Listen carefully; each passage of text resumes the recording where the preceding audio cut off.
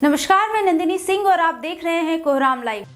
PM Narendra Modi ने कहा कि कांग्रेस जानती है कि वे विकास में मोदी का मुकाबला नहीं कर सकते, इसलिए उन्होंने इस चुनाव में झूठ की फैक्ट्री खोली है और झूठ फैलाकर वे वोट लेना चाहते हैं। कभी आरक्षण को लेकर झूठ तो कभी संविधान को लेकर झूठ बोलते हैं। आरक्षण पर कांग्रेस का हाल चोर मचाए शोर वाला है। मौका था महाराष्ट्र के नुंदरबार में जनसभा को संबोधित करने का। मौके पर पीएम ने विपक्ष पर जमकर निशाना साधा। पीएम ने कहा कि एक तरफ कांग्रेस है जो कहती है मोदी तेरी कब्र खुदेगी और दूसरी तरफ ये नकली शिवसेना है जो मुझे जिंदा गाड़ने की बात करती है। पर वो लोग ये नहीं जानते कि माताएं बहनें मेरी रक्षा कवच है। मुझ पर मातृशक्ति का इतना आशीर्वाद है कि वो लोग चाहकर भी मोदी को जीते जी तो क्या, मरने के बाद भी जमीन में नहीं गाड़ पाएंगे।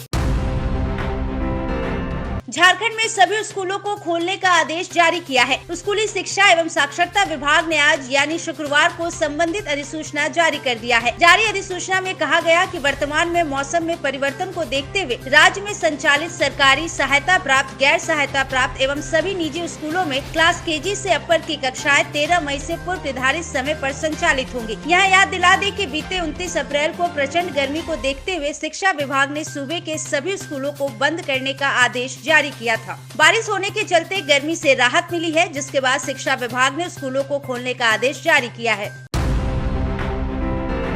दिल्ली के सीएम अरविंद केजरीवाल को सुप्रीम कोर्ट ने 1 जून तक अंतरिम जमानत दी है। अंतरिम जमानत देते हुए सुप्रीम कोर्ट ने सीएम केजरीवाल के लिए कई शर्तें भी रखी हैं। सुप्रीम कोर्ट ने अपने आदेश में कहा कि अंतरिम जमानत पर बाहर जाने के बाद दिल्ली के मुख्यमंत्री अरविंद केजरीवाल सीएम कार्यालय या दिल्ली सचिवालय नहीं जाएंगे। बिना उपराज्यपाल की मंजूरी के केजरीवाल किसी भी फाइल पर साइन भी नहीं करेंगे। एलजी की मंजूरी मिलने के बाद ही जरूरी होने पर आधिकारिक फाइलों पर साइन कर सकेंगे। इसके अलावा दिल्ली शराब घोटाला केस में अपनी भूमिका को लेकर वे कहीं भी किसी भी प्रकार का कोई बयान नहीं देंगे और न ही वो किसी गवाह से संपर्क करेंगे। जस्टिस संजीव खन्ना और जस्टिस दीपांकर दत्ता की पीठ ने कहा कि केजरीवाल को 2 जून को सरेंडर कर जेल वापस जाना होगा। सीएम केजरीवाल को बीते 21 मार्च को ईडी ने गिरफ्तार किया था।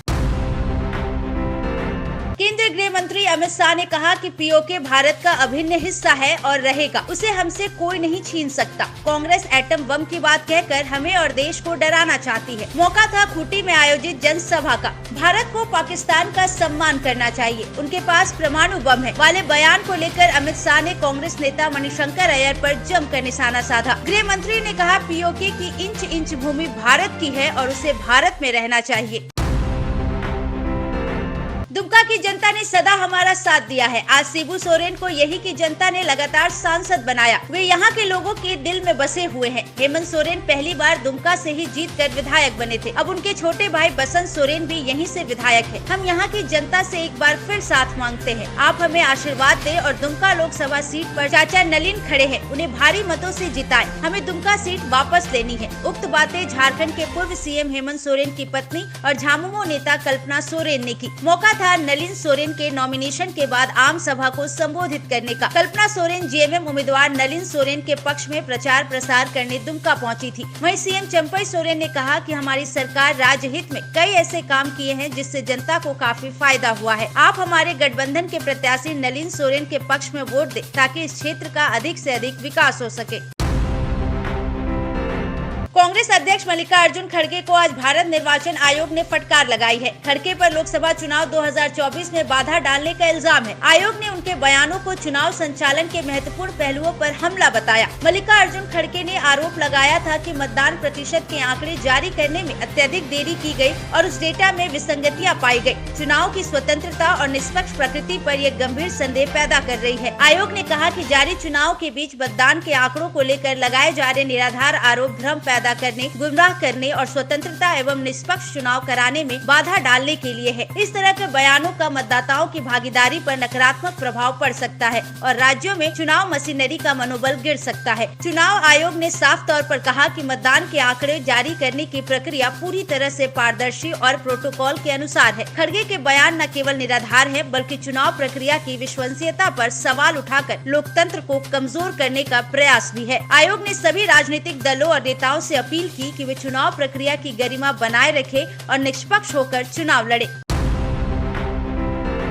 दिल्ली के राउज एवेन्यू कोर्ट ने भाजपा नेता बृजभूषण शरण सिंह के खिलाफ आरोप तय किए हैं। बृजभूषण पर 5 महिला पहलवानों के यौन उत्पीड़न मामले में और महिला की गरिमा को ठेस पहुंचाने का इल्जाम है। कोर्ट ने कहा कि आरोप के खिलाफ मुकदमा चलाने के लिए पर्याप्त साक्ष्य है। अदालत ने सह अभियुक्त विनोद तोमर के खिलाफ आईपीसी की धारा 506 के तहत आपराधिक धमकी के अपराध के लिए भी आरोप तय किए हैं। विनोद तोमर WFI यानी भारतीय कुश्ती महासंघ के पूर्व सहायक सचिव हैं। राउज एवेन्यू कोर्ट के अतिरिक्त मुख्य मेट्रोपॉलिटन मजिस्ट्रेट प्रियंका राजपूत ने आदेश पारित किया है। हालांकि छठे पहलवान द्वारा लगाए गए इल्जाम से बृजभूषण शरण सिंह को आरोप मुक्त कर दिया। यहाँ याद दिला दें कि बृजभूषण शरण सिंह पर 6 पहलवानों ने यौन उत्पीड़न के आरोप लगाए थे। शिकायतों के आधार पर पुलिस ने सांसद के खिलाफ FIR दर्ज की थी। 15 जून 2023 को आरोप पत्र दाखिल किया गया था। झारखंड के ग्रामीण विकास मंत्री आलमगीर आलम के PS संजीव लाल को सस्पेंड कर दिया गया है। सीएम चंपई सोरेन की सहमति के बाद गवर्नर के आदेश से संजीव लाल को निलंबित किया गया। संबंधित अधिसूचना कार्मिक विभाग ने जारी कर दी है। संजीव लाल अभी ED के रिमांड पर है। बीते दिनों संजीव और उनके नौकर जहांगीर के ठिकानों से कैश बरामदगी के मामले में ED ने दोनों को गिरफ्तार किया था। न्यायिक हिरासत में जाने की सूचना के बाद सरकार की ओर से उन्हें सस्पेंड करने की कार्रवाई की जा रही थी। इस संबंध में आज आदेश जारी कर दिया गया। जारी आदेश के अनुसार जेल से निकलने के बाद संजीव लाल को कार्मिक प्रशासनिक सुधार तथा राज्य भाषा विभाग में योगदान देने को कहा गया है। ऐसे ही झारखंड और देश दुनिया की झटपट खबरों के लिए बने रहिए कोहरामलाइव.com के साथ।